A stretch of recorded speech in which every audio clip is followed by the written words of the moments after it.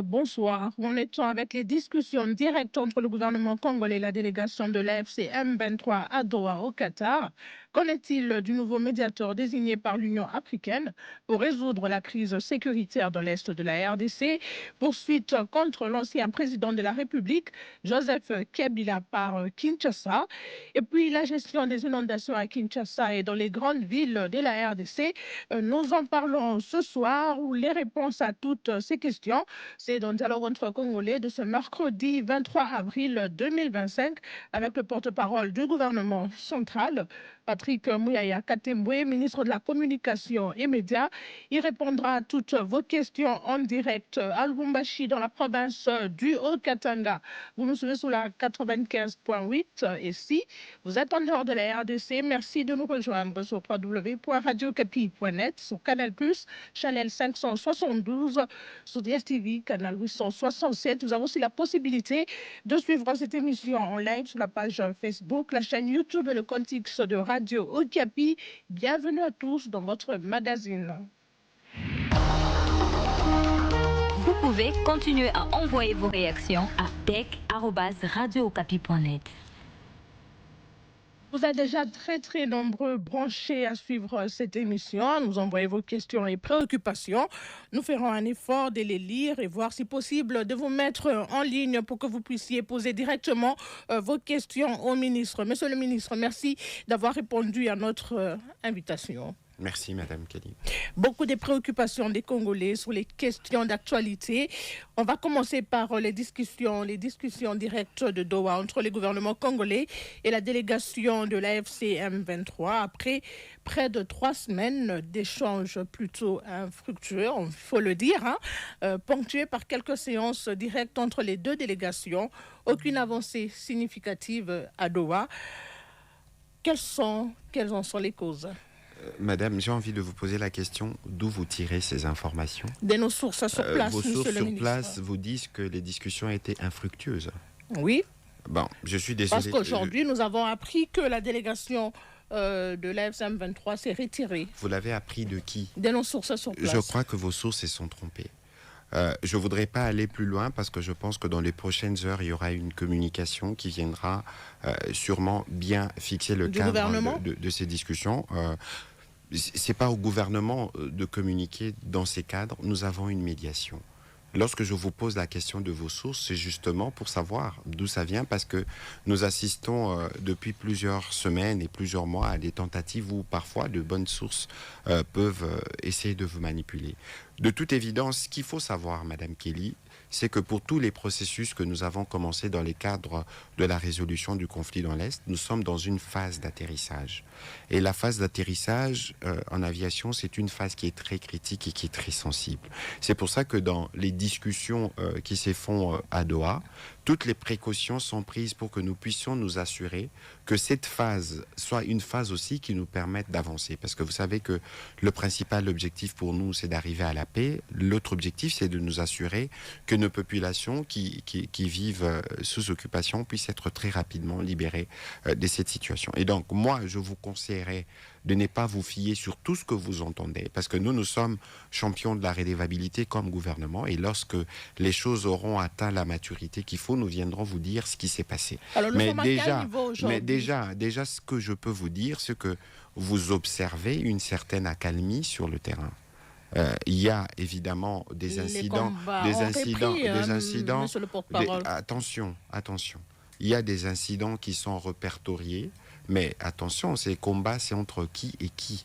Parce qu'il y a eu une communication de l'armée qui a été faite récemment pour dire, écoutez, ce n'est pas nous, à notre niveau, au niveau de forces armées de la République démocratique du Congo, il y a des positions qui sont ténues en fonction de ce qui avait été convenu et de l'évolution de la situation, notamment au plan des discussions. Donc, il faut faire attention sur... Il faut faire attention justement dans la manière de qualifier et de désigner les responsables de ce qui s'est fait sur terrain. La situation, elle est critique. Il faut bien que, lorsqu'on en parle, qu'on ait toujours les reculs qu'il faut pour éviter de tomber justement dans les pièges dans lesquels Radio Okapi est tombé parce que je lisais un article de Radio Okapi tout à l'heure. Je ne suis pas sûr que la médiation qatari va confirmer ce qu'Okapi a dit. Vous qui avez peut-être la bonne information, puisque vous doutez de celle de Radio Okapi, qu'est-ce qui se passe actuellement à Doha? Est-ce que la délégation du M23 est présente? C'est ce que je suis en train de vous dire. Et il ne m'appartient pas de parler de ce qui se passe à Doha dès lors c'est un processus qui est organisé autour d'une médiation. Et je pense que la médiation qatari pourra, les moments venus, et ça ne saurait plus tarder, communiquer pour vous permettre d'être édifié. Et après la communication, on pourra peut-être revenir pour d'autres interviews où nous pourrons vous donner davantage d'éléments. La RDC est représentée à Doha par qui? Mais je crois que vous retournez la question dans plusieurs facettes. On peut faire une école. On peut savoir qui représente la RDC à Doha ou le gouvernement congolais. On peut faire une économie de temps en attendant qu'il y ait justement... parce que vous ne répondez pas à la question, monsieur le ministre. Mais parce que les réponses que je vous donne n'est pas celles qui vous plaisent. C'est pas que je ne réponds pas. Ici, il faut comprendre, je vous ai expliqué la délicatesse du processus et il faut regarder aujourd'hui. Je vous ai dit qu'il y avait une accalmie sur le terrain de manière générale. Vous doutez? Je vous avais dit tout à l'heure que le processus, il est délicat, il est sensible.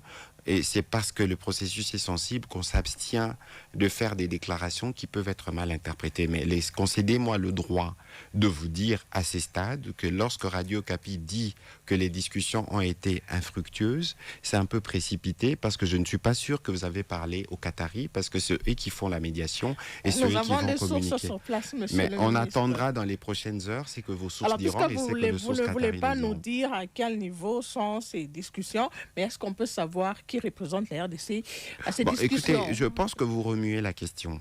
Et aujourd'hui, ce qu'il faut savoir, c'est qu'il y a une discussion qui se font ou qui se faisait. Mais qui représente la RDC, le gouvernement congolais? Qui se faisait entre... Mais pourquoi vous vous empressez? On voudrait savoir qui discute. Je vous dis que nous sommes le champion de la redevabilité. Je vous dis aussi que dans le cadre de la médiation qui est faite autour de Qatari, il y a évidemment un protocole qui a été établi sur la conduite des discussions. Aujourd'hui, ce n'est pas important de vous dire c'est Madame Kelly Kouté qui était à Doha ou c'est Monsieur Patrick Muyaya. Nous attendons que la médiation puisse faire sa communication et à partir de ce moment-là, nous pourrons revenir avec des détails pour que les personnes, les uns les autres, puissent être édifiées. Monsieur le ministre, il y a trop de flou autour de ces discussions de Doha. Il n'y a aucun flou. Le flou, justement, c'est celui que vous voulez apporter. Parce que lorsque les discussions ont été convenues, lorsque le président de la République autour de l'émir du Qatar a rencontré le président Kagame, il y a des choses qui ont été convenues. Et dans cet ordre, les choses se font. Je vous ai dit tout à l'heure que les discussions n'étaient pas infructueuses telles que vous les dites. La question pour nous n'est pas de dire qui y est ou pas. La question pour nous, c'est de savoir si nous avançons dans le sens de la paix ou pas. Et je pense que dans ces sens, nous avançons dans le cas d'un processus sensible. Et je vous dis aussi, prenez votre mal en patience. Dans les heures qui viennent, vous serez plus édifiés par rapport à ce qui se passe à Doha. On peut compter donc sur ces discussions de Doha pour la restauration de la paix. Écoutez, RDC. La paix, c'est l'objectif. Évidemment qu'on peut compter, y compris sur ce qui se passe à Doha, parce que nous sommes dans un processus général à plusieurs niveaux, mais avec un seul objectif, parvenir à la paix. Et je pense que ce qui se passe à Doha va concourir aussi au retour de la paix. Alors, au même moment, il y a des discussions à Doha sur le terrain. Vous avez appris, monsieur le ministre, que les combats ont repris à Walikale dans certaines localités, petits villages autour de Walikale Centre. Mais écoutez, j'ai lu la dépêche de Radio Okapi, entre autres. Nous avons deux sources. Ici, madame, comme je vous disais tout à l'heure, nous sommes dans un processus sensible. Mais ce qu'il faut savoir, il faut savoir que ce que nous faisons, c'est que nous faisons comme gouvernement, attention. Nous connaissons ceux avec qui nous sommes en conflit depuis plusieurs années. Donc il faut considérer qu'il n'y a aucun élément qui n'est pas pris en compte dans ce que nous faisons, y compris ce que vous nous rapportez. Parce que vous, avant d'en parler, nous, on était peut-être informés avant vous. Il y a des combats ou pas? Comme gouvernement. Et donc, de toute évidence, je vous ai dit tout à l'heure que globalement, il y a une accalmie sur le ligne du front. Et donc, lorsqu'il y a dans des conditions comme celle-là, lorsqu'il y a des événements qui se passent sur le terrain, il y a un monitoring qui est mis en place et on sait savoir d'où ça vient. Et les moments venus, on aura l'occasion, s'il faut communiquer, de communiquer. Mais ici, il faut considérer que nous sommes dans un processus, je répète, qui est sensible, qui est critique, où tout est observé, où l'impératif pour nous très rapidement, c'est de nous assurer que les troupes rwandaises sortent de notre territoire et que nous soyons en mesure de récupérer l'intégrité territoriale et prendre soin de nos populations qui sont pour le moment sous occupation. Francis, qui nous écrit depuis la ville de Goma au nord Kivu, dit ceci: la situation sécuritaire au nord et sud Kivu reste très préoccupante. Est-ce que le gouvernement congolais se sent-il incapable d'en finir avec le M23? Écoutez, on ressasse la question. Autant nous comprenons la préoccupation de... Vous savez, madame, tous les vendredis en conseil de ministres, le ministre de la Santé nous fait un briefing détaillé sur la situation sur le terrain, y compris dans les centres hôpitaux, dans les différents centres de santé, la situation épidémiologique. Nous suivons toute la situation au quotidien. Et ici, ce que je peux dire à nos populations de Goma, c'est de savoir premièrement que nous sommes très solidaires et qu'il n'y a aucun jour qui ne passe où nous ne partageons pas leur peine et la nécessité pour elles d'être très rapidement libérées de ces conditions dans lesquelles ils sont. Et donc, il faut considérer que chaque fois que nous agissons en fonction de cet objectif et nous les faisons avec toutes les gravités et toute l'urgence que cela requiert. Alors, puisque nous parlons de tous ces processus pour la restauration ou le retour de la paix dans la partie est de la RDC, le président togolais, Faure Gnassingbé, a été nommé comme nouveau médiateur ou désigné comme nouveau médiateur par l'Union africaine. Médiateur pour essayer de trouver de solutions à la crise que connaît la RDC actuellement, crise sécuritaire surtout, monsieur le ministre. Alors, Doha, Union africaine, ça va se passer comment? Mais je l'ai dit précédemment, ça veut dire que nous sommes dans un processus qui a plusieurs étages. Mais l'objectif, c'est d'arriver vers la paix. N'oubliez pas que lorsque les choses se faisaient autour du président angolais, on avait d'une part Luanda et Nairobi. Et donc ici, il faut considérer que dans le cadre de la médiation africaine, de l'Union africaine, qui est maintenant conduite par le président togolais, il est en train, je pense, de faire le tour de tous les chefs d'État de la région pour avoir sa température, évidemment, avant de relancer le processus au niveau bilatéral entre les deux pays. Mais entre-temps, à Doha, il y a des discussions qui se font entre les représentants justement de l'État congolais et ceux du M23 pour voir à quel moment les deux processus vont se joindre. Mais il ne faut pas oublier qu'au-delà justement du travail qui est fait par le nouveau médiateur, il y a un travail préalable qui a été fait. N'oubliez pas qu'il y a eu une réunion de l'EAC-SADC, il y a des généraux de tous ces pays qui se sont réunis, il y a des plans qui prévoyaient notamment la réouverture rapide de l'aéroport de Goma et des voies d'accès, qui pour nous est un point urgent, mais il y a toutes ces questions qui sont en même temps en train d'être traitées. Je vous ai dit que nous sommes dans un processus d'atterrissage qui est sensible, donc, mais il faut considérer que tout ceci se fait avec l'objectif d'arriver à la paix. Alors, il y a espoir donc d'ici là, on va oublier cette guerre dans la partie est de la RDC. La question, ce ne sera jamais d'oublier la guerre, parce que après la guerre, il faut qu'il y ait de la justice. Après la guerre, il faut qu'il y ait des garanties que cela ne se reproduira pas. Mais ici, nous sommes, derrière le président de la République, optimistes quant à l'aboutissement de différents processus qui ont été engagés. Alors, il y a un auditeur qui nous écrit depuis Bujumbura, voilà, au Burundi. C'est un Congolais, hein, il a requis l'anonymat. Il demande si vous pensez que le président togolais désigné par l'Union africaine pourrait désigné par l'Union africaine, le processus Luanda-Nairobi pourrait aboutir ou restaurer la paix. Écoutez, nous sommes, en tout cas pour ce qui nous concerne, nous sommes disposés, nous avons la volonté politique qu'il faut. Mais notre volonté politique à elle seule ne suffit pas. Sinon, au 15 décembre, nous aurons eu la conclusion des discussions autour du président angolais à l'époque. Son profil ne vous gêne pas, ne vous dérange pas. Je crois que il entretient des très bonnes relations avec le président rwandais. Je ne pense pas que le président angolais entretenait de mauvaises relations avec le président rwandais. Ici, la question n'est pas dans les relations. Ici, la question, c'est de voir comment on contribue à faire aboutir un processus qui a commencé depuis plusieurs mois. C'est ça le plus important. Donc, on ne va pas aller dans des préjugés ou dans des a priori. Il faut considérer que le président togolais est un président qui est ami de la RDC et qui est ami d'autres pays aussi sur le continent et qu'il est dans un rôle qu'il a accepté dans les cas de l'Union africaine pour voir dans quelle mesure il peut apporter sa part de contribution pour qu'on restaure la paix dans l'Est du pays.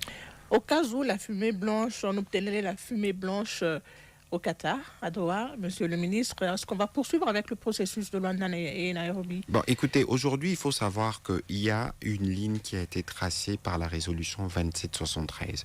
Évidemment, il y a deux points d'ancrage au niveau du processus de Luanda qu'il faut à tout prix pérenniser, mais il faut tenir compte aussi de cette résolution et de ce que cela implique.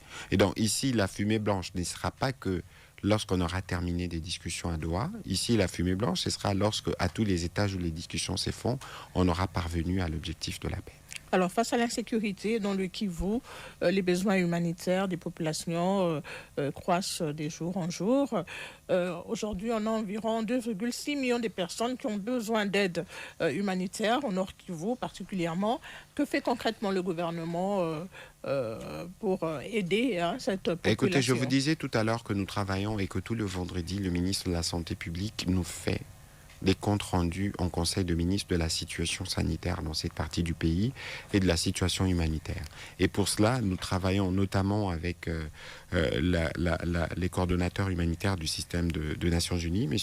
Bruno Le Marquis, et toutes les organisations impliquées pour nous assurer que la contribution est faite. N'oubliez pas, par exemple, que nous avions, nous, ici à Kinshasa, lancé une campagne de collecte de sang et c'est du sang qui a servi à Goma.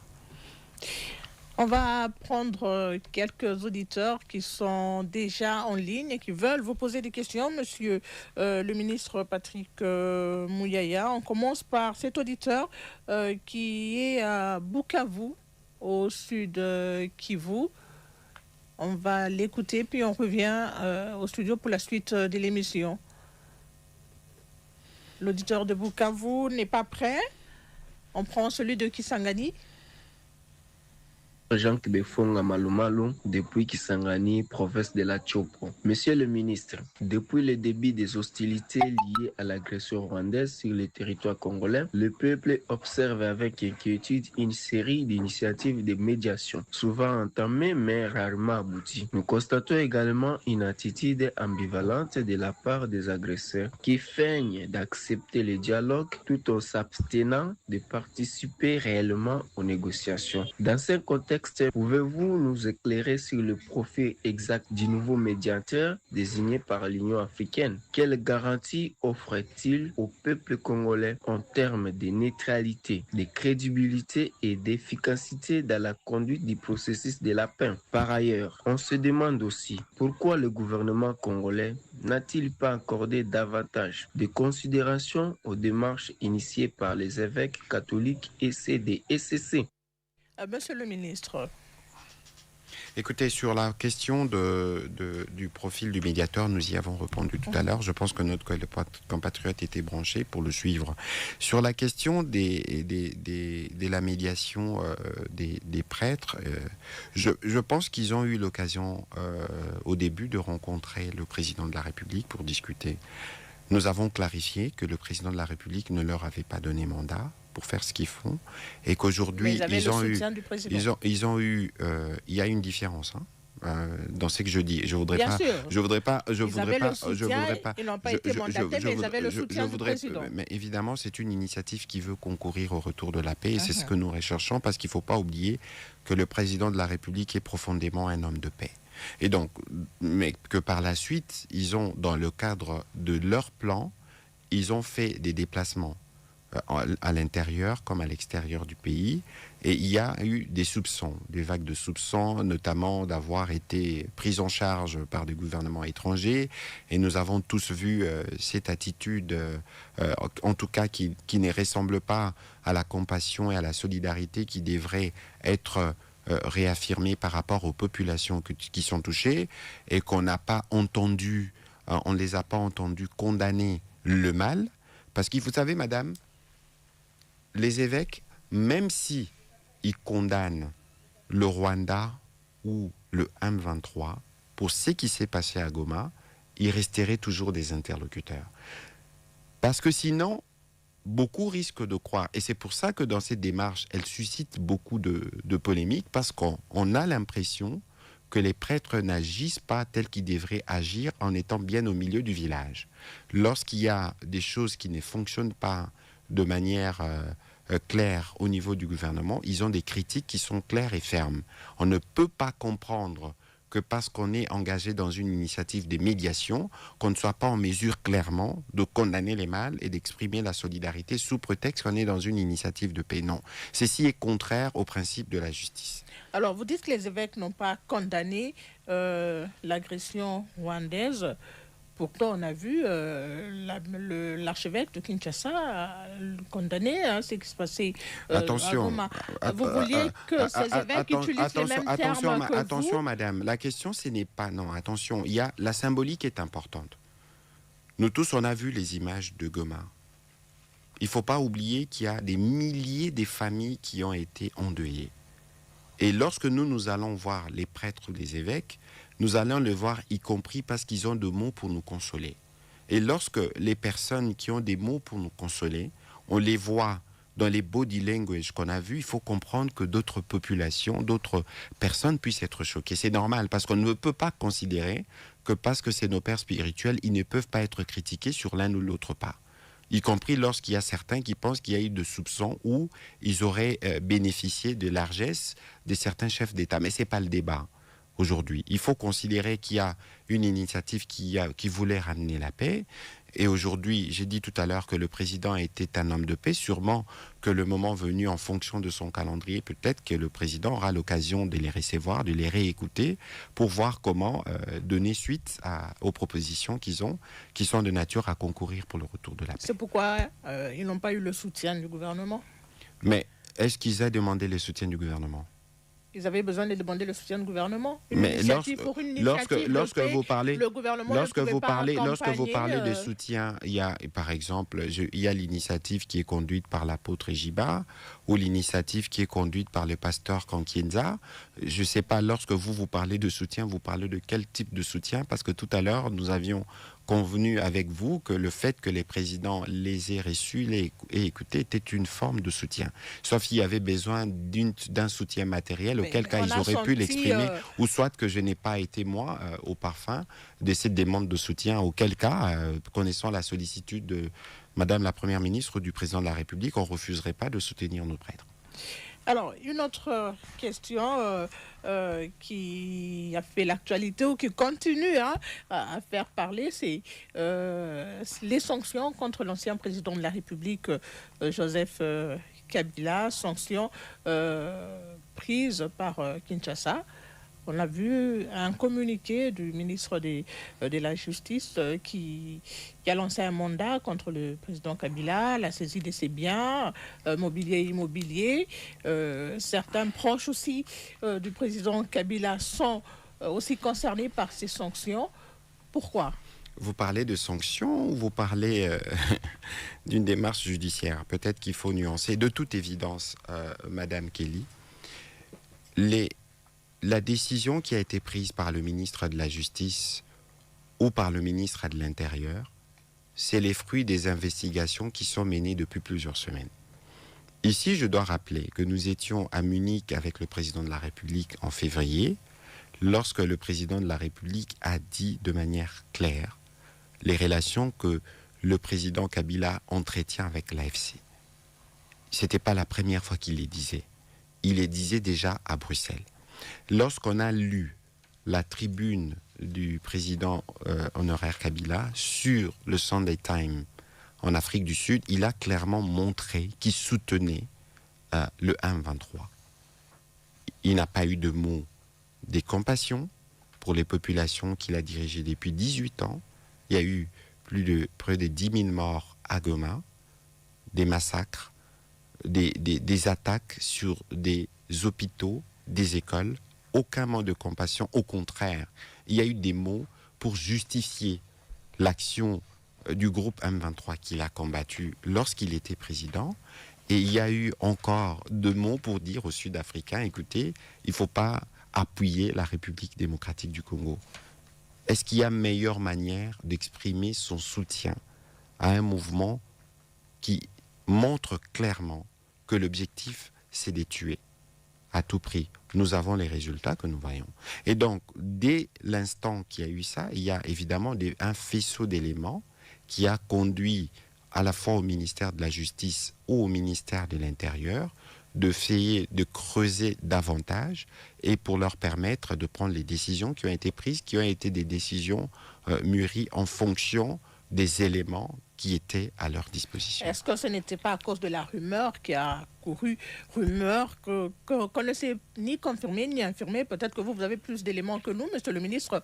Est-ce que le président Joseph Kabila est ou était réellement à Goma, au Nord Kivu? Parce que ces communiqués sont tombés juste après que cette écoutez, information... c'est pour ça que tout à l'heure, lorsque nous parlions en début de ces programmes, des sources qui vous informent. Il y a peut-être pour vous, c'est apparu comme la suite, entre guillemets, de Goma, mais ce que je viens de vous dire, c'est des éléments qui ont commencé depuis bien longtemps. Je crois que le ministre d'État, ministre de la Justice, avait déjà eu l'occasion de les dire devant les médias. Alors, pour ce qui concerne la question de la présence du président honoraire Kabila à Goma, je crois qu'ici, on a deux cas de possibilité. Soit c'est un acte de lâcheté, où on ne veut pas véritablement assumer ce qui a été pourtant annoncé, y compris par d'autres leaders de l'opposition que vous connaissez, soit qu'on est dans une vaste manipulation où on a manipulé des sources crédibles, des médias, pour une annonce qui en réalité n'avait que les feux d'un brouillard. Et donc ici, pour nous savions déjà que le président, nous savions déjà que le président Kabila était avec l'AFC M23. On le savait. La question pour nous, ce n'était pas le fait qu'il est à Goma ou qu'il n'y aille pas, parce qu'il y a un faisceau convergent d'éléments qui l'attestent, parce que le président de la République le dit depuis longtemps. Parce que lorsqu'il avait annoncé qu'il rentrerait au pays par la province orientale ou la grande orientale, on a vu comment cette agitation mais justement, non, on n'a pas besoin de nous agiter encore une fois pour des choses que nous connaissons. Mais alors, si c'était réellement le cas, pourquoi ne pas l'assumer? Pourquoi ne pas montrer des photos? Parce qu'on a fait l'annonce. Ça veut dire qu'on était heureux et fiers de faire l'annonce, y compris par d'autres relais. Mais lorsqu'on est arrivé sur place, alors, si on est vraiment arrivé, pourquoi on ne se montre pas? Pourquoi on veut se cacher derrière, donner l'impression qu'on a voulu ou qu'on a voulu manipuler des médias? Il faut s'assumer pleinement, parce qu'ici, il n'y a pas besoin d'être hypocrite. Il y a eu une tribune publique où le président Kabila s'est exprimé en soutien au M23. Et donc la question pour nous, ce n'est pas qu'il soit à Goma ou pas. La question pour nous, c'est que nous savons, et l'idée d'ailleurs d'y aller, c'était une preuve supplémentaire, y compris pour les bonnes âmes. Ah, vous confirmez qu'il était à Goma? J'ai dit l'idée. Attention. L'idée d'y aller, ceux qui doivent confirmer doivent... Vous ne savez donc pas s'il était là non, ou pas? madame, je ne jouerai pas au jeu de mots avec vous. Moi, c'est que je vous dis, c'est que pour nous, nous savons que le président Kabila est en connivence avec l'M23 depuis bien longtemps. Je vous ai donné les exemples de sorties publiques du président de la République qui en a parlé. Je vous ai dit aussi, c'est que le ministère de la Justice était en train de travailler pour arriver à montrer ce qu'elle a montré. Et donc aujourd'hui, on n'a pas, nous, besoin d'aller dans des suppositions parce que c'était dans leur stratégie, et si leur stratégie était si bonne et si forte, eux-mêmes doivent être en mesure de revenir devant le peuple congolais pour dire, écoutez, voilà. Mais pourquoi vous lancez ces poursuites maintenant seulement, puisque vous aviez déjà beaucoup d'éléments sur cette appartenance ou cette complicité entre le président Kabila et l'AFC M23? Ça, c'est le temps de la justice. Peut-être qu'il faut vous référer au ministre d'État, ministre de la Justice, qui pourra vous édifier à ces sujets-là. Alors, c'est pour quelle finalité, finalement, ces poursuites? Il sera arrêté, jugé? Encore une fois, s'il vous plaît, monsieur le ministre, puisque Kabila, c'est l'AFC M23, vous négociez avec, vous avez pas négocié, hein, il y a des discussions en ce moment à Doha entre le gouvernement et ce même AFC M23. Qu'est-ce que vous recherchez finalement? Écoutez, madame, s'il vous plaît, ne mélangeons pas les choses pour ne pas troubler ceux qui nous suivent. Ici, nous savons la guerre que nous avons. Nous savons qui aujourd'hui sont des soutiens du M23. Nous les savons. Il y a eu des sorties publiques qui l'ont soutenu. Et ce n'est pas seulement le président Kabila. On a vu d'autres qui ont du mal à s'assumer pleinement. Parce que déjà dans l'attitude, lorsque vous n'êtes pas en mesure de condamner les mal qui a été fait à Goma, lorsque vous n'êtes pas en mesure de nommer le mal, c'est un problème. Et ceci dit, nous sommes engagés dans des différents processus. Et que chaque question est gérée déjà dans un état spécifique tel que je l'ai exprimé tout à l'heure, Madame Kelly. Alors, on va prendre d'autres auditeurs qui sont en ligne, qui attendent. Direction ou réalisation, Bukavu. Voilà, on va aller à Bukavu. Lichiza Kulimushe Evariste depuis Bukavu au Sud Kivu. On ne se le cache pas, Doha n'offre pas d'espoir pour l'avenir dans le conflit à l'Est. Hormis ces deux parties autour de la table, le Qatar n'est pas neutre pour autant qu'il est parmi les bénéficiaires de la vente des minerais de la RDC par le Rwanda. Quant à la nomination de nouveaux facilitateurs africains, ceci n'est qu'un retard accumulé dans le processus en cours et que le gouvernement congolais n'admettrait pas. Ainsi dit, que son porte-parole nous dit pourquoi il ne pourrait pas compter une fois pour toutes sur la force locale en consolidant l'effort engagé dans Noazalendo afin de mettre ces agresseurs hors d'état de nuire. Les causes des inondations étant plus liées aux problèmes de gouvernance, je me suis toujours demandé pourquoi le gouvernement n'a jamais tenté de délocaliser cette population dont les maisons envahissent l'urbanisation dans toutes les villes congolaises en les installant dans les sites qu'il créerait pour cette fin. Alors, on va revenir sur les inondations un peu peut-être après, mais par rapport à sa proposition, pourquoi vous n'investissez pas trop, c'est sa proposition, hein, dans les Wazalendo pour reconquérir les localités occupées par les M23, parce qu'il estime que Doha, il n'y a pas... Bon, écoutez, il n'y a pas d'avenir. Bon, je crois que sur cette guerre, Madame Kelly, j'ai déjà eu l'occasion de l'expliquer ici, nous sommes sur différents fronts. Il y a un front militaire, un front diplomatique, un front économique, un front judiciaire, un front médiatique. On a rajouté front spirituel, front culturel, front sportif. On est sur tous les fronts. Et il faut considérer que actuellement, nous sommes plutôt dans une dynamique depuis la résolution 2773, parce que les gens ne font peut-être pas très attention. Le président de la République a été très radical sur le sujet en termes des discussions. Pourquoi il a été ? Mais parce que nous étions devant une situation qui nécessitait d'avoir cette fermeté. Mais alors regardez les résultats que l'attitude de fermeté du président de la République a produit, des sanctions, y compris les sanctions de l'Union européenne qui tombent sur la raffinerie de Gassabo, qui est une raffinerie d'or. Mais nous connaissons les liens économiques qui existent entre le Rwanda et le Qatar, même si nous aussi nous avons nos liens avec le Qatar. C'est peut-être sur cette base-là que les discussions ont été facilitées. Mais il faut considérer que ce soit la résolution 2773 ou toutes les autres décisions qui ont été prises, il y avait une recommandation principale qui avait faite à la République démocratique du Congo, c'est qu'il fallait dialoguer. Et je pense que de ces points de vue-là, le président de la République a montré que nous étions disposés. Mais pour autant que l'on sache d'où le mal vient et ce qui doit être fait.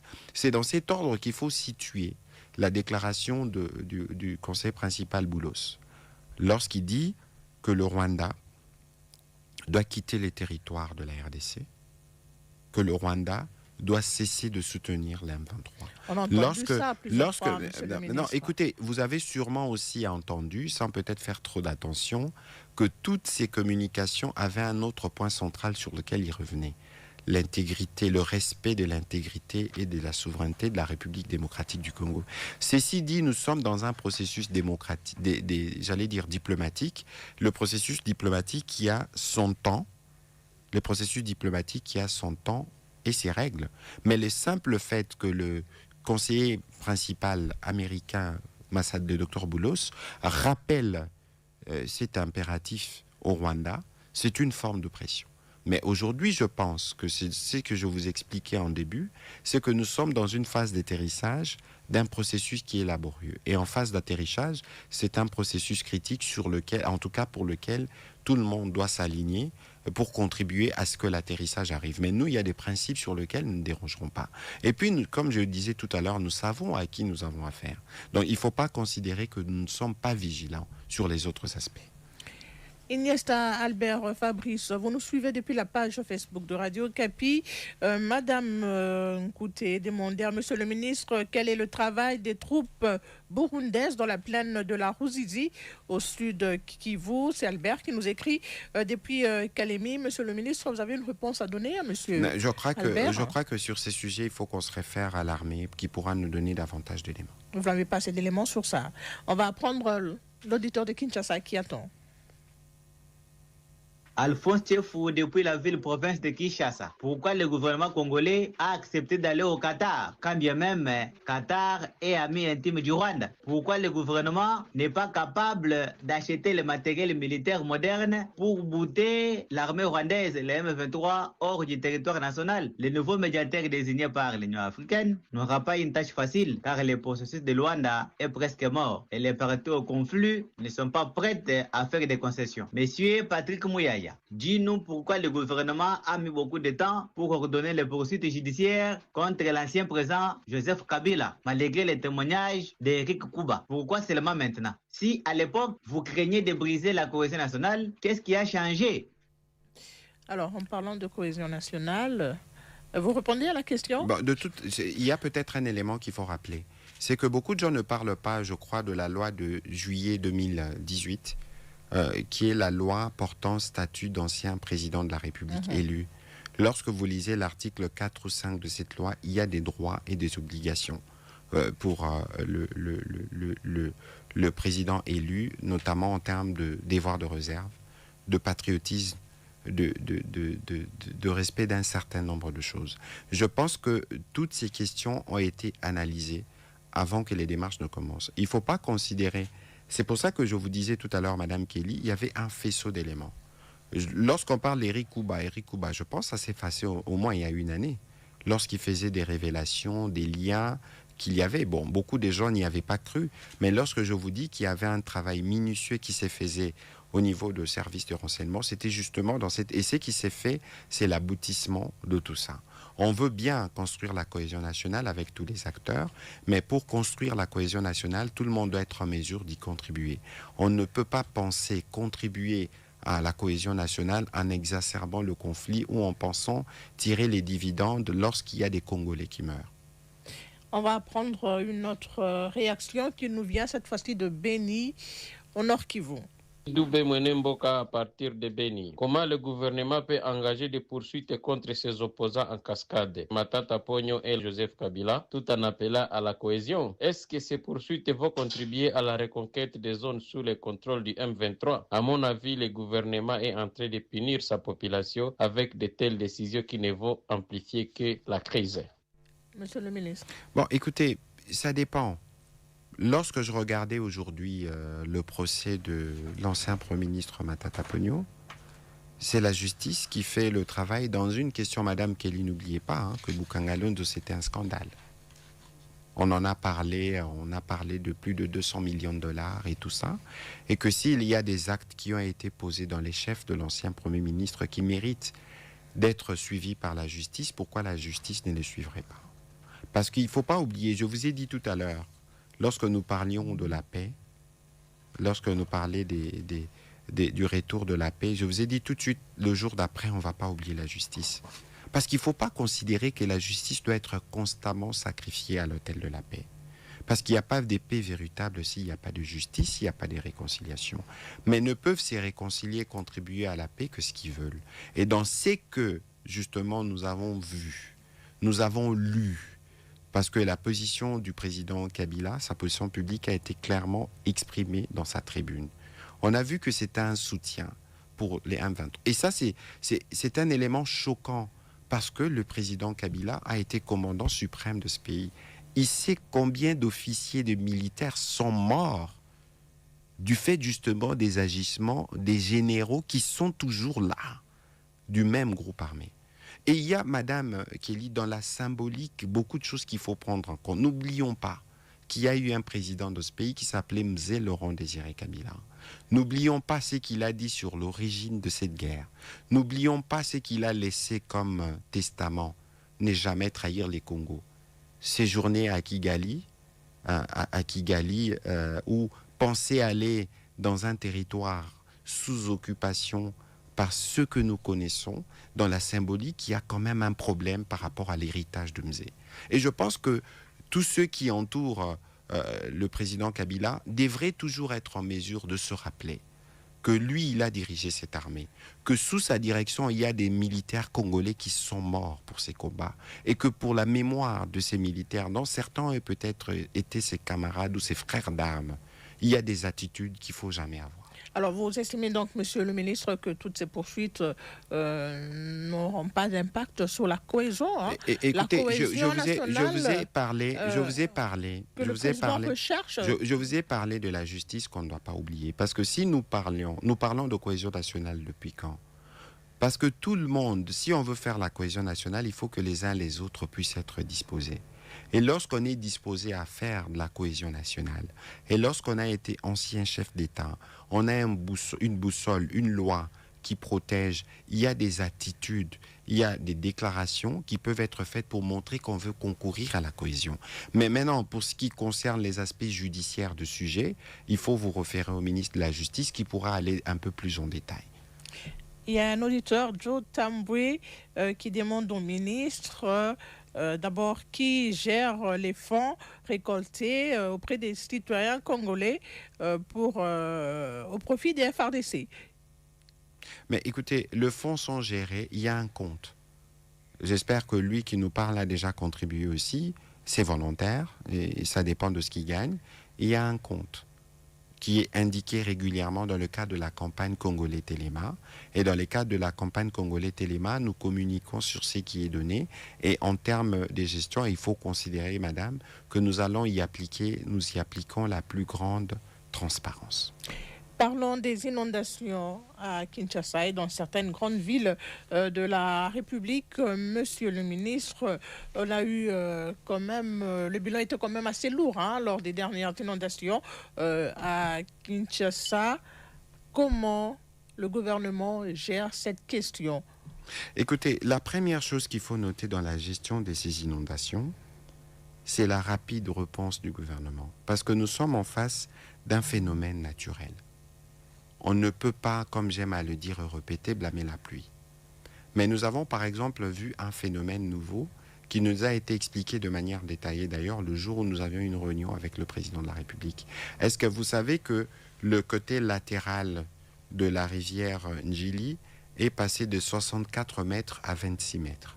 C'est-à-dire qu'on a fait des aménagements autour. Et que le cas que nous avons déploré récemment, c'était des eaux qui venaient d'une grosse pluie qui s'est abattue dans le Congo central et qui se sont déversées sur cette partie. Comme les emprises sont occupées, il y a eu débordement de la rivière Njili. La question la plus importante dans un tel cas, d'abord, c'est la réponse qu'on apporte. Et je pense que le gouvernement a réagi rapidement et on va pas s'enorgueillir parce que nous avons fait notre devoir. On aurait pu déplorer beaucoup plus des victimes, mais le nombre, grâce à l'intervention rapide du gouvernement, a été minime. Le président de la République lui-même s'est déplacé pour voir ces victimes qui ont été aussi aujourd'hui relogées provisoirement sur plusieurs sites. On s'assure qu'on leur apporte davantage de soutien. Mais il ne faut pas non plus oublier... on a des victimes qui se plaignent d'être abandonnées par le gouvernement. Les victimes de, comment ça s'appelle, ce quartier Alimété, le nom m'échappe, c'est un quartier où il y a souvent des inondations. Alimété et même à Kisenso, il y a aussi des victimes là-bas qui sont abandonnées par le gouvernement, qui n'ont même pas reçu la visite des autorités. Je ne pense pas qu'ils ont été abandonnés. Parce que, Madame Kelly, vous ne savez pas ce que ça représente pour ces personnes qui ont été touchées. Vous perdez votre maison. On a vu une maman qui a perdu 5 de ses enfants. Vous perdez votre maison, vous perdez vos enfants. Dans quel état psychologique vous êtes? Et donc, nous, comme gouvernement, nous travaillons depuis le premier jour aux côtés du gouvernement provincial pour apporter des réponses partout. Il y a plus de 11 000 victimes. Et donc, il faut considérer que le nombre étant celui-là et qu'il faut regarder la capacité rapide d'intervention de services pour les uns les autres. Moi-même, en tant que notabilité de Bandal, j'ai reçu des alertes pour ceux qui sont du terrain municipal. Et nous avons communiqué avec les autorités provinciales et tous les cas sont gérés. Si vous avez des cas des personnes qui sont sinistrées et qui n'ont pas encore reçu l'appui qu'il faut, vous pouvez nous les communiquer et on peut voir comment cela va se faire. Alors, parmi les causes de ces inondations, on parle de constructions anarchiques. Monsieur le ministre Mouyaya, c'est l'État qui donne les documents ou les autorisations ou les permis de construire à cette population-là. Et puis aussi, on a certains, entre guillemets, intouchables qui construisent sur les tuyaux de la régie des eaux, sur des caniveaux et qui empêchent l'eau de pouvoir couler normalement. Pourquoi ça se passe comme ça dans un pays normal? Écoutez, madame, ce que nous vivons aujourd'hui, c'est une décennie des choses qui n'ont pas été faites par nous tous. Il faut considérer qu'il y a une part de responsabilité de l'État. Il faut aussi considérer qu'il y a une grande part. Nous l'assumons. Mais il y a aussi une part de responsabilité des citoyens. Parce que madame Kelly, lorsque vous jetez votre bouteille en plastique, je ne sais pas où vous le jetez, mais si ça vous arrive, mais il faut vous dire que cette bouteille ne pourrit pas si elle n'est pas recyclée. Et que pendant autant d'années, lorsque ça s'accumule, ça bouche des caniveaux et des voies d'évacuation. Et donc, il y a évidemment des impairs de ceux qui étaient commis de l'État, qui consciemment ont donné de titres de propriété sur des zones où on ne devait pas construire. Alors, dans la réunion que nous avions eue autour du président de la République, nous en avons parlé. Alors, ce qu'il y a de nouveau cette fois, c'est quoi? Parce qu'avant, on se disait toujours que nous allons raser à tel endroit, que nous allons raser à tel autre. Mais ça ne se faisait pas parce que les uns les autres utilisaient de leur position et de leur trafic d'influence pour se dire, voilà, il y a ça, moi je suis tel. Mais ici, on est dans un cas de figure où le président de la République lui-même a donné sa caution. Je crois que vous avez vu hier ou avant-hier un communiqué du gouverneur de la ville qui annonce qu'il va raser des maisons situées dans la baie d'Engalema. Mais je vous ai donné, Madame Kelly, la différence des fois d'avant et de cette fois. Attendez de juger aux actes, s'il vous plaît.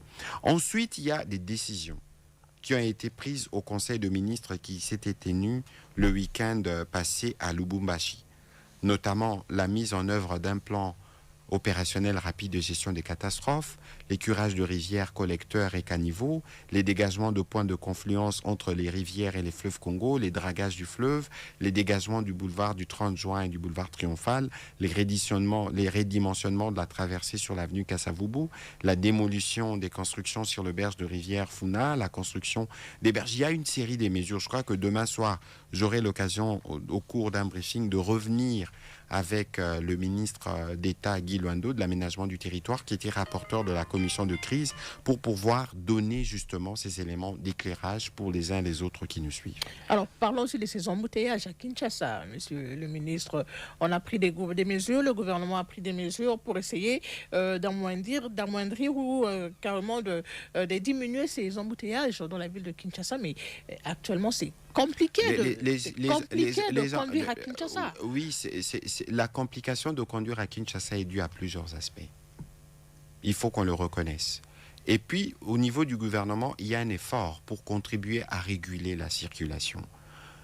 Les embouteillages, on les a à certaines heures et sur des axes précis qu'il faut identifier. Et sur ces actes, il y a un peu aujourd'hui... Il y a deux jours, je peux vous donner un exemple. Mes bureaux, c'est vers Fatima. J'ai quitté mes bureaux à 18h30 parce que je savais que j'avais interview à Radio Okapi, parce que Radio Okapi est situé au complexe UTEX qui est difficilement accès à ces heures-là. Mais je n'ai même pas fait 20 minutes pour arriver. Je suis arrivé de loin bien plus tôt que prévu, et tant mieux, parce que la circulation ce soir, elle était fluide.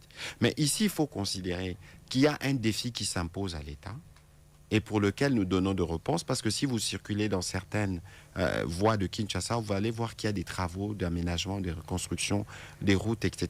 Mais il y a aussi beaucoup de parts de discipline dans les chefs des chauffeurs et des conducteurs. Et des conducteurs sur la route en termes de courtoisie routière et des BA. Vous savez, madame, les embouteillages, on les rencontre dans tous les pays du monde. Les embouteillages... Mais il y a un problème aussi des routes, monsieur le ministre. Mais je l'ai reconnu, j'ai dit qu'il y avait des routes qui étaient en reconstruction dans la ville. Mais même si nous avions toutes ces routes en place, est-ce que nous n'aurions pas pour autant de embouteillages?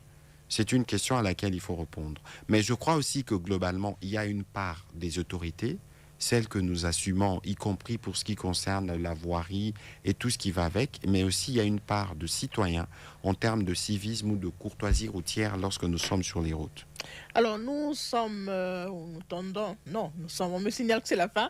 Nous sommes à la fin de l'émission, mais avant de vous laisser partir, monsieur Mouyaya, on voudrait avoir votre position, ou la position du gouvernement, c'est à vous de nous dire, sur la proposition d'Olivier Kamitatou, porte-parole de Moïse Katumbi, qui propose une nouvelle forme d'État. Il propose le fédéralisme pour que les provinces puissent mieux se développer. Qu'est-ce que vous en pensez? Mais madame, j'ai envie de ne pas réagir à ça parce que c'est juste malveillant et malsain. Pourquoi? Dans un contexte où nous parlons d'abord de recouvrer l'intégrité territoriale. On va faire ces fédéralismes sur un territoire dont une partie est sous occupation. Est-ce que c'est ce qui va se faire? Est-ce que c'est responsable de penser, alors qu'on n'a pas eu des mots pour condamner le mal, pour condamner l'agression, et que par son attitude et par ses discours, on ne veut pas, on ne montre pas de signes où nous voulons contribuer pour que la République récupère son intégralité. Mais il faut d'abord, c'est ça le préalable. Et puis après, on peut débattre si on veut débattre. Lorsque le président de la République disait... Le moment n'est pas opportun. Lorsque le président de la République... On ne peut pas amorcer un tel débat dans un contexte où une partie du pays est occupée. Je suis désolé.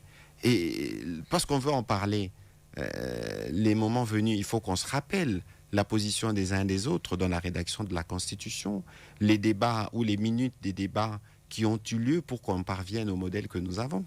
Est-ce que les modèles que nous avons posent véritablement un problème pour vouloir parler ou mettre devant les fédéralismes tels qu'on veut le mettre dans un contexte où certains pensent que c'est les meilleurs moments de balkaniser la RDC? Albert nous écrit depuis Facebook. Madame Kelly demandait au ministre pourquoi ne pas faire un dialogue national pour trouver des solutions à cette guerre d'agression, comme le gouvernement a déjà découvert que ce sont les Congolais qui sont les grands acteurs dans cette crise. Vous dites, madame? C'est un auditeur qui vous pose la question. Pourquoi ne pas organiser un dialogue national pour trouver des solutions à la guerre d'agression, comme vous avez découvert que ce sont les Congolais qui sont les grands acteurs dans la crise? Il y a eu des consultations. Il y a eu des consultations qui ont été faites. Et ces consultations autour du Conseil spécial, ceux qui avaient des idées sont allés les partager. L'idée d'une initiative de dialogue qui concourt au retour de la paix, personne ne peut s'y opposer. Personne ne peut s'y opposer. Est-ce que été inclusive, monsieur? Bon, écoutez, je n'ai pas... il faut poser la question au Conseil spécial qui avait, lui, le mandat de tenir ces consultations. Mais ce n'était qu'un exemple, une illustration qui devrait vous montrer qu'il y a une disposition à aller vers la paix. Ces consultations avaient pour objectif, l'objectif final de ces consultations, c'est d'avoir un gouvernement d'union nationale. Avez-vous une idée de la sortie de ce gouvernement qu'on attend d'union nationale? Je sais que vous n'êtes pas peut-être dans le secret du chef, mais... Écoutez, madame, il y a des choses qui ont été faites dans ces cadres-là. Il faut attendre que peut-être le Conseil spécial transmette ses conclusions et en fasse de commentaires. Mais ici, il faut considérer qu'avant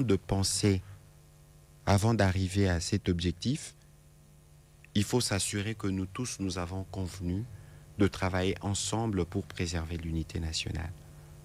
Parce que le gouvernement d'union nationale, même quand il arrivera, il n'aura pas 200-300 personnes. Il n'y aura qu'un échantillon de compatriotes qui y seront. Le plus important ici, c'est nous tous, comment nous nous engageons dans la préservation de l'unité nationale. Alors, on va finir avec cette question de Francine qui nous écrit depuis Kolwezi dans la province du Lualaba. Qu'en est-il de la réduction du train de vie des institutions? Monsieur Patrick Mouyaya, le président de la République, avait promis de réduire les trains de vie des institutions, mais on a l'impression que ce n'est pas le cas. Écoutez, peut-être qu'il faut mieux se renseigner, parce que de manière systématique, toutes les dépenses publiques sont réduites de 30%. Toutes les dépenses. En tout cas, il faut aller vérifier au niveau de la chaîne de la dépense, au niveau du budget. On vous dira qu'il y a des coupes qui se font de l'ordre de 30%. Parce qu'il y a justement ces besoins où nous devons y aller. Et donc, il faut considérer que nous sommes... On a appris que ça a été fait seulement au niveau de l'Assemblée nationale, hein, les frais de fonctionnement. Moi, je suis membre du gouvernement. Je ne suis pas sûr que ce que vous dites est vrai. Il faut éviter d'aller dans ça. Parce que tout à l'heure, en début de cette édition, je vous parlais justement de l'évolution de la situation du Qatar. Je pense que si vous regardez vos téléphones, vous allez voir qu'il y a un communiqué qui vient de sortir. Un communiqué de qui? Vous pouvez nous dire, nous résumer juste ce communiqué-là? Il y a justement une déclaration conjointe de représentants de la RDC et de l'Alliance Fleuve Congo, dans un esprit de compréhension mutuelle et des volontés communes des réseaux de conflits par des moyens pacifiques. Des représentants de la RDC et de l'EF sont tenus de pourparlers de paix facilités par l'État du Qatar. Après des discussions franches et constructives, les représentants de la RDC et de l'EF ont convenu de travailler pour œuvrer à la conclusion d'une trêve devant permettre l'instauration d'un cessez-le-feu effectif. De commun accord, les deux parties réaffirment leur engagement en faveur d'une cessation immédiate des hostilités, les rejets catégoriques des discours de haine et d'intimidation et appellent toutes les communautés locales à respecter les engagements. Et donc voilà, je vous donne en liminaire, c'est une déclaration conjointe. Ça veut dire qu'il y a une part de la médiation, part. Et donc, je vous disais en début de cette édition que lorsque vous dites en début que c'était infructueux, je me demandais quelles ont été vos sources. Mais parce que c'est que je suis en train de vous dire, vous ne pouvez pas, madame, sauf si vous voulez faire de la polémique. Il n'y a pas question de polémique. Oui, c'est sauf si vous voulez faire de la polémique. Moi, je vous informe et dans les prochaines heures, vous aurez plus d'ample détails. Et j'espère que vous aurez l'amabilité. Mais attention, madame, s'il vous plaît. S'il vous plaît, ce n'est pas de cette manière que la question doit être abordée. Ici, c'est un communiqué qui sort des trois parties qui ont été pendant ou impliqués dans les discussions. Je pense que le plus important, c'est les contenus, parce que comme porte-parole du gouvernement, je vous en parle. Donc ça nous engage, et regardez aussi des autres côtés. C'est là l'exhortation que je tiens à vous faire, vous professionnels de médias, avant de terminer, de faire attention à tout ce qui vous est rapporté. Parce qu'aujourd'hui, Okapi a bugué parce que vous avez parlé des discussions infructueuses et le soir, il y a un communiqué qui vous contredit. Merci, monsieur Patrick Mouyaya, porte-parole du gouvernement central. Dialogue entre Congolais, c'est fini pour aujourd'hui. Merci à toute l'équipe qui m'a aidé à préparer ce magazine. Guy Maté, Étienne Lissumbu, Bertin Kassiama, Martin Sebouchangwe a supervisé ce programme. Derrière les caméras, Jonathan Fouanani, Hervé Voka et Clément Chimanga. Jean-Claude Tiala était à la mise en onde. Présentation et coordination, Kéline Kouté. Restez branchés sur la fréquence de la paix.